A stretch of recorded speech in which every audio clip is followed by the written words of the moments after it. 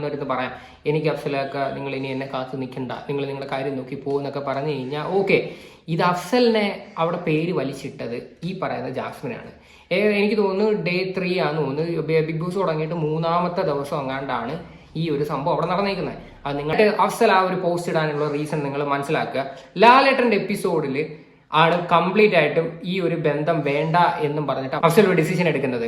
കാര്യം ലാലേട്ടന്റെ എപ്പിസോഡിനകത്ത് വന്നിരുന്ന് പറയാം, ഫ്രണ്ട്ഷിപ്പ് അല്ല, അതിനപ്പുറം എന്തോ ആണ്, സ്നേഹമാണ്, പിന്നെന്തോ പിടിച്ചു വെച്ചിരിക്കുവാണ്, അത് ഞങ്ങൾ അതിലോട്ട് പോവാതെ കൺട്രോൾ ചെയ്യുവാണ് എന്ന് പറയുമ്പോഴത്തേക്ക് എങ്ങനെ ഒരു ചെറുക്കന് താങ്ങാൻ പറ്റും? അത് മാത്രം നിങ്ങളൊന്ന് ചിന്തിക്കുക. ഇപ്പം കുറെ ആൾക്കാർ വന്നിരുന്ന് പറയുന്നത് ഒന്ന് വരുന്നവരെ വെയിറ്റ് ചെയ്യായിരുന്നു, വേറെ ആരും ഒന്നുമല്ല, സീക്രട്ട് ഏജന്റിന്റെ വൈഫ് ഒരു വീഡിയോയ്ക്കകത്ത് ഞാനിങ്ങനെ കണ്ട് ഇങ്ങനെ വന്നൊരു ഡയലോഗ് അടിക്കുന്നത്. എന്തിന്റെ അടിസ്ഥാനത്തിലാണെന്ന് എനിക്കത് മനസ്സിലാവുന്നില്ല. എന്തായാലും ആ പുള്ളിക്കാരത്തി പറഞ്ഞ സംഭവം ഒന്ന് കേട്ടു നോക്കാം. അതായത് കല്യാണം കഴിക്കാൻ വേണ്ടി പ്ലാൻ ചെയ്ത ആൾക്കാർ പെട്ടെന്ന് ഒരു സമയത്ത് പിന്തിരിക്കും, അതായത് പിന്മാറാന്ന് അറിയുമ്പോൾ അത് ഭയങ്കര സങ്കടപ്പെട്ട കാര്യമാണ്. ശരിയാണ്, ജാസ്മിൻ അവിടെ കാണിക്കുന്നതും ഒക്കെ കൊണ്ട് തന്നെയാവും എന്താ പറയാ അഫ്സലിന് ചിലപ്പോൾ അങ്ങനെ തോന്നിയിട്ടുണ്ടാവും. പക്ഷെ അത് കേൾക്കുമ്പോൾ നമുക്കൊരു സങ്കടം തോന്നുന്നത്. പിന്നെ ഇന്നലെ ഫുൾ അങ്ങനെ അപ്പോൾ എല്ലാവരും ജാസ്മിനെ കുറ്റം പറയാൻ തുടങ്ങി. പക്ഷെ എന്താ ചെയ്യുക, അത് ഗെയിമാണ്. ശരിക്കും പറഞ്ഞാൽ ഇവർക്ക് ഒന്ന് വെയിറ്റ് ചെയ്തിട്ട് നമ്മൾ പറഞ്ഞ പോലെ വെയിറ്റ് ചെയ്ത് പുറത്ത് വന്ന് സംസാരിച്ചിട്ട് എല്ലാം ഡീലാക്കിയിരുന്നെങ്കിൽ ആ ബന്ധം നന്നായിട്ട് പോകുന്നുണ്ടായിരുന്നെങ്കിൽ നമുക്ക് നല്ല കാര്യം തന്നെയായിരുന്നു. പക്ഷെ 35-40 എപ്പിസോഡ് ആവാനായല്ലോ. അപ്പോൾ അതറിയില്ല, എന്തായാലും വന്ന് ജാസ്മിൻ ബിഗ് ബോസ് നിന്ന് കഴിഞ്ഞ് ഇറങ്ങി പുറത്ത് വന്ന് രണ്ടുപേരും സംസാരിച്ച് ഡീലായിട്ട് നല്ല രീതിയിൽ മുന്നോട്ട് പോകുകയാണെങ്കിൽ അത് നല്ല അടിപൊളി കാര്യം തന്നെയാണ്. കാരണം അത് പേഴ്സണൽ ലൈഫാണ്, ഗെയിം വേറെ ആണെന്നുള്ള ചിന്തയിൽ വെച്ചിട്ട് ഒരു സംഭവം ഞാൻ ന്യായീകരിക്കുന്നല്ല എന്തായാലും. പക്ഷേ നമ്മളൊരു ലൈഫാണത്, അതുകൊണ്ടാണ്. കാരണം മാരേജ് എന്ന് പറഞ്ഞാൽ നമ്മുടെ ലൈഫിലെ ഏറ്റവും പ്രധാനപ്പെട്ട സംഭവം തന്നെയാണ്. അപ്പോൾ എന്താണ് സ്നേഹം ഇതിനകത്ത് ഉദ്ദേശിക്കുന്നതെന്ന് എനിക്കറിയത്തില്ല. പുറത്ത് വന്നിട്ട് വെയിറ്റ് ചെയ്തിട്ട് മാക്സിമം ഒന്ന് നിങ്ങൾ സംസാരിച്ച് കഴിഞ്ഞതിന് ശേഷം എന്തു വെച്ചൊരു തീരുമാനം എടുക്കുന്നതായിരുന്നു നല്ലത്. ഗെയിമിന്റെ രീതിയല്ലേ ഇങ്ങനെ കിടന്ന് കാണിക്കുന്നതും പറയുന്നതുമാണോ ഗെയിം? ഇവളായിട്ട് തന്നെയല്ലേ അഫ്സലിന്റെ പേര് വലിച്ചിട്ടത്, ഇവളായിട്ട് തന്നെയല്ലേ പറഞ്ഞത് ഇത് കണക്ക് ഞാൻ എൻഗേജ്ഡ് ആയിട്ട് നിൽക്കുവാണ്, കമ്മിറ്റഡ് ആണെന്നും പറഞ്ഞ് വിളിച്ചു കൂവിയതും എല്ലാം കഴിഞ്ഞത്. ഇനിയിപ്പോൾ സായി അവിടെ പോയിട്ട് ഇതേപോലെ ഏതെങ്കിലും ഒരു പെണ്ണുങ്ങളുടെ അടുത്ത് ഇങ്ങനെ കാണിച്ചിട്ട് വന്നു കഴിഞ്ഞാൽ ഈ പറയുന്ന സ്നേഹം ഇങ്ങനെയാണോ റിയാക്ട് ചെയ്യണത്? ഈ പറയുന്ന അഫ്സലാണ് നേരെ മറിച്ച് അവിടെ പോയി കാണിച്ചായിരുന്നെങ്കിൽ ജാസ്മിന്റെ സോം വെച്ച് ജാസ്മിൻ ഇവിടെ എന്തെല്ലാം പ്രശ്നം ഉണ്ടാക്കിയെന്ന് അറിയോ? എനിക്ക് നല്ല വൃത്തിയായിട്ട് അറിയാം ആ ഒരു കേസ്. ഈ ഒരു കേസിൽ എല്ലാവരും ഇപ്പൊ അഫ്സലിനെ പറയുന്നത് വെയിറ്റ് ചെയ്തുകൂടായിരുന്നു എന്ന്. നിനക്കൊന്നും ഒരു ബുദ്ധിയും വിവരവും ഇല്ലെന്നാണ് ഞാനിരുന്ന് ആലോചിക്കുന്നത്. ഈ കാണിക്കുന്ന തോന്നിവാസങ്ങളിലെല്ലാം പിന്നെ അവൻ സപ്പോർട്ട് ചെയ്യണം. അവനൊരു മനുഷ്യനാണ്. അവൻ എൻ്റെ അടുത്ത് പറഞ്ഞ കാര്യം എന്ന് പറഞ്ഞാൽ, അളിയെ എനിക്ക് ആൻസർ ഇല്ല, ഞാൻ വീട്ടുകാരുടെ മുന്നിൽ നാട്ടുകാരുടെ മുന്നിൽ എനിക്ക് ആരുടെ മുന്നിലും ആൻസർ ഇല്ല, ഞാൻ തന്നെ എനിക്ക് ഒരു ക്വസ്റ്റ്യൻ മാർക്ക് ഇട്ടിരിക്കുവാണ്, ഞാൻ എന്തിനാണ് ഇവിടെ സ്നേഹിച്ചതെന്ന്. കാര്യം സ്നേഹിക്കുന്നതിന് ഒരു വിലയും കൊടുക്കാത്ത രീതിയിലല്ലേ അവൾ കാണിച്ചു വെച്ചത്. പിന്നെ ഇനി എന്തോ ഉണ്ടാക്കാൻ അവൻ വെയിറ്റ് ചെയ്യുന്നു പറയുന്നത്. നിങ്ങൾ എന്തിന്റെ അടിസ്ഥാനത്തിലാണ് അത് അങ്ങനെ സംസാരിക്കുന്നത്? എന്തോ പറയണ്ടേ, ആ ചെറുക്കൻ 7 മാസത്തോളം സ്നേഹിച്ച് അവർക്ക് വേണ്ടി എല്ലാ എനിക്കൊന്ന് ബിഗ് ബോസിൽ പോകാൻ തന്നെ അവൻ എന്തെല്ലാം എഫേർട്ട് എടുത്തിട്ടുണ്ടെന്ന് അറിയോ? അതെല്ലാം ചെയ്ത് കഴിഞ്ഞിട്ട് ഇനി അവന്റെ തൊള്ളയിലോട്ട് കയറുക, അവൻ വെയിറ്റ് ചെയ്തുകൂടായിരുന്നു എന്ന്. ഇതല്ല ഈ തോന്നിയാസം എല്ലാം അവൻ കണ്ടോണ്ടിരിക്കണോ? അത് എനിക്ക് മനസ്സിലാവാത്തത്. ഇത് എന്താണ് നിങ്ങളെല്ലാവരും ഈ ഒരു വിഷയത്തിൽ സത്യം പറഞ്ഞ് ഉദ്ദേശിക്കുന്നത്? ഈ ഒരു വിഷയത്തെ പറ്റിയിട്ട് ഇന്നലെ ഈ ഒരു വീഡിയോ റിയാക്ട് ചെയ്ത ഗോപ്രോ വെച്ചാൽ നല്ല വ്യക്തമായിട്ട് ഈ ഒരു കാര്യം പറയുന്നുണ്ട്. അതൊന്ന് കേട്ടു നോക്കാം. കുറച്ച് പേര് പറയുന്നുണ്ട് പുറത്തെത്തിരി തീരുമാനം എടുത്താൽ മതിയിരുന്നുള്ളത്. അപ്പൊ എന്താണ് ഈ ചെറുപ്പക്കാരൻ ഇനിയും ചെയ്യേണ്ടിരുന്നത്? എൻ്റെ ഒരു ചോദ്യമാണ് കേട്ടോ നിങ്ങളോട്. അതായത് ഒരുപാട് സ്നേഹിച്ചിട്ട് കല്യാണം ഉറപ്പിച്ചിട്ട് ഉള്ളിൽ ചെന്നിട്ടുള്ള ഒരു പെൺകുട്ടി, ഇത് ക്യാമറകൾ ഉണ്ട് എന്ന് അറിഞ്ഞുകൊണ്ട് അത്രയധികം ക്യാമറ കാണുകയാണ്. ഇനിയിപ്പോ ക്യാമറ ഇല്ലാണ്ട ചെയ്തിട്ട് അതിനെ ന്യായീകരിക്കല്ല കേട്ടോ, ആരും അറിയാണ്ട കാണിക്കുന്ന അവിഹിതം എന്നുള്ള രീതിയിൽ ഒരു ന്യായീകരണമല്ല. ഈ അവിഹിതം എന്ന് പറഞ്ഞാൽ നമ്മൾ ഇനിയിപ്പോൾ അഭിനയമാണെന്നുള്ള വിചാരിക്കുക. പുറത്തൊരു ഫാമിലി ഉണ്ടെന്നുള്ള കാര്യം ആ പെണ്ണ് ആലോചിക്കണം ഒന്ന്. പിന്നെ രണ്ടാമത് ബിഗ് ബോസ് എന്ന് പറഞ്ഞ ഷോ 24 hours കാണുന്നവർക്കും അല്ലാത്തവർക്കും ആയിട്ടും എപ്പിസോഡ്സ് കാണുന്നവർക്കും വളരെ ക്ലിയർ ആയിട്ട്, എസ്പെഷ്യലി ഇപ്പോൾ കഴിഞ്ഞ ലാലേട്ടൻ്റെ എപ്പിസോഡ് വെച്ച് വലിയൊരു തന്നിക്കണ്ട, അല്ലാത്ത ഏതൊരു എപ്പിസോഡ് കാണുന്ന ഏതൊരു വ്യക്തിക്കും ഡെഫിനറ്റ്ലി അവർ തമ്മിലുള്ള റിലേഷൻഷിപ്പിൽ വെറും ഒരു എന്താ പറയുക ഫ്രണ്ട്ഷിപ്പ് അല്ല, സിറ്റുവേഷൻഷിപ്പ് എന്ന് പറയുക. സിറ്റുവേഷൻഷിപ്പ് എന്ന് പറഞ്ഞാൽ റൊമാൻറ്റിക് റിലേഷൻഷിപ്പാണ്. അത് റൊമാൻറ്റിക് റിലേഷൻഷിപ്പിനെയാണ് സിറ്റുവേഷൻഷിപ്പ് എന്ന് പറയുന്നതാണ് എൻ്റെ ഒരു ഇത് കേട്ടോ. അപ്പോൾ ഒരു റൊമാൻറ്റിക് റിലേഷൻഷിപ്പാണ്. ഒന്ന് ആലോചിച്ച് നോക്കൂ, ഈ പിന്നെ നിങ്ങൾ സ്നേഹിക്കുന്ന ഒരു വ്യക്തി ഇതുപോലെ ഇതിൻ്റെ ഉള്ളിൽ ചെന്ന് കഴിഞ്ഞിട്ട് ആൾ ഇതേപോലുള്ള പരിപാടികൾ കാണിച്ചാൽ, ഞാൻ ഇവരോട് പറയില്ല കേട്ടോ, സൈഡ് വൈഫിനോടല്ല കേട്ടോ പറയുന്നത്, ഞാൻ പൊതുവായിട്ട് പറയണേ, അത് അവരെ റെസ്പെക്ട് ചെയ്യുന്നതാണ്, അവരുടെ അഭിപ്രായം അങ്ങനെയാണ് കേട്ടോ. എന്നുവെച്ചാൽ അപ്പോൾ അതിൻ്റെ ഉള്ളിൽ ചെന്ന് കാണിക്കുന്ന സമയത്ത് എങ്ങനെയാണ് ഈ പാർട്ട്ണർ പുറത്തിരുന്ന് സഹിക്കുക? എനിക്കത് മനസ്സിലാവാത്തത്. എന്നെപ്പോലെ ചിന്തിക്കുന്നവർക്ക് കേട്ടോ എനിക്ക് എന്തായാലും കഴിയില്ല. കറക്റ്റ് കാര്യം അത്. ലോകത്ത് ഒരു മനുഷ്യർക്ക് എനിക്ക് തോന്നുന്നില്ല, അല്ലെങ്കിൽ അത്രയ്ക്ക് ചിന്താഗതിയൊക്കെ ഉള്ള ആൾക്കാരായിരിക്കണം ഈ പറയുന്ന കെട്ടാൻ പോകുന്ന പെണ്ണ് ഇങ്ങനെയൊക്കെ കിടന്ന് കാണിക്കുന്നതും എടുക്കുന്നതൊക്കെ. അത്രയ്ക്ക് ചിന്താഗതി, വിശാല ഹൃദയം എന്നൊക്കെ പറയത്തില്ലേ, അതുപോലെ മനസ്സൊക്കെ ഉള്ള ആൾക്കാരെ കൊണ്ടൊക്കെ ഇങ്ങനെയൊക്കെ ചിന്തിക്കാൻ പറ്റത്തുള്ളൂ.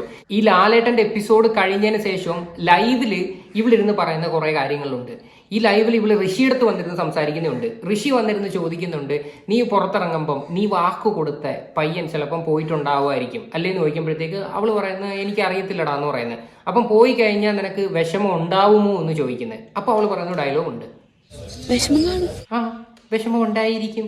അതായത് എന്തുവാ, ഒരു മട്ടിൽ വിഷമം ഉണ്ടായിരിക്കും എന്ന് പറയുമ്പോഴത്തേക്കും പോകുന്നേ പോട്ട് എന്നൊക്കെയുള്ള രീതി. അവളുടെ മുഖത്ത് അതിന്റെ വിഷമം അല്ല കാണുന്നത്. അവളുടെ മുഖത്ത് കാണുന്ന വിഷമം എന്താണെന്ന് നിങ്ങൾ വ്യക്തമായിട്ട് നോക്ക്.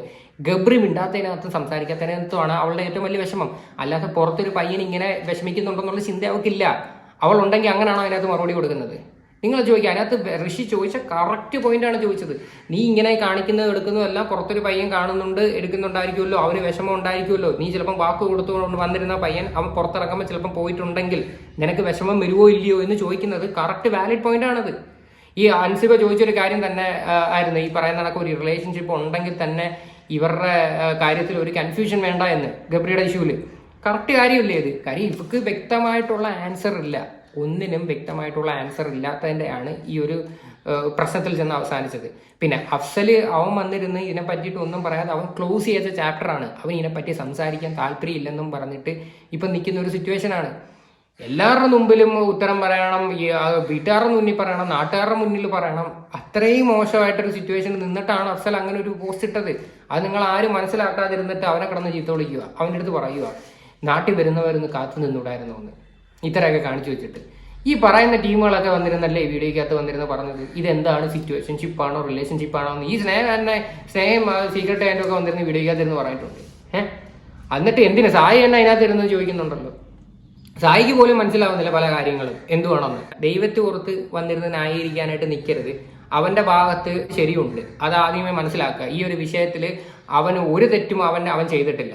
അവൻ സ്നേഹിച്ച ഒരു പെണ്ണ്, അവൻ സ്നേഹിച്ച് വാക്ക് ഉറപ്പിച്ച് കല്യാണം കഴിക്കാൻ വേണ്ടിയിട്ട് ബിഗ് ബോസ് കഴിഞ്ഞിട്ട് ഇറങ്ങിയിട്ട് കല്യാണത്തിന്റെ ഡേറ്റ് എടുക്കാന്നുള്ള രീതിയിൽ പോയൊരു പെണ്ണ്, അത് 7 മാസത്തോളം റിലേഷൻഷിപ്പ് ആയിട്ട് അവളിങ്ങനെ കാണിക്കുമ്പോഴത്തേക്ക് പിന്നെ അവൻ എന്താ ചെയ്യേണ്ട? അവന്റെ പേരും വലിച്ചിട്ട് അവനെ ഈ ഒരു അവസ്ഥയിലും കൊണ്ടുവന്ന് എത്തിച്ചിട്ട് പിന്നെ അവൻ എന്ത് ചെയ്യണം? അവൻ ഇങ്ങനെ ഒന്ന് പോസ്റ്റ് ഇടാതെ വരുന്നത് വരെ വെയിറ്റ് ചെയ്യാമായിരുന്നു എന്ന്.